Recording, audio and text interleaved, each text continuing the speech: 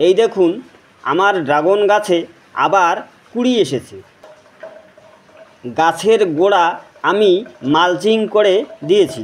Mulching করলে টবের মাটি আলগা থাকে, দ্রুত শিকড়ের বৃদ্ধি ঘটে এবং অতিরিক্ত সূর্যের তাপে টবের মাটি গরম হয় না, ফলে গাছ তাড়াতাড়ি বেড়ে ওঠে।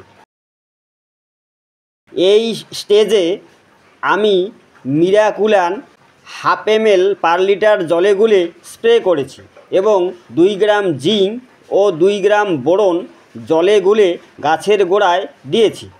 এই সময় কুড়ির উপর পিঁপড়ে আসে, তাই পিঁপড়ে তাড়ানোর জন্য কীটনাশক নিম অয়েল 2 ml পার লিটার জলে গুলে স্প্রে করেছি।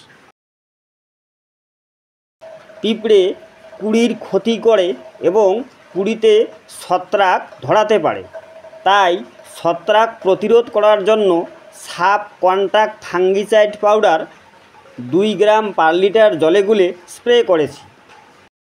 এই সময় গাছে রাসায়নিক নাইট্রোজেনযুক্ত সার একদম দেওয়া যাবে না।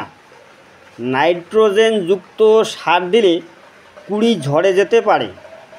আপনারাও বাড়িতে ড্রাগন গাছ লাগিয়ে এইভাবে পরিচর্যা করতে পারেন। ভিডিওটি ভালো লাগলে লাইক, শেয়ার, কমেন্ট করবেন এবং চ্যানেলটি সাবস্ক্রাইব করে পাশে থাকবেন। ভিডিওটি দেখার জন্য সবাইকে ধন্যবাদ। ফিরে আসছি নেক্সট ভিডিওতে।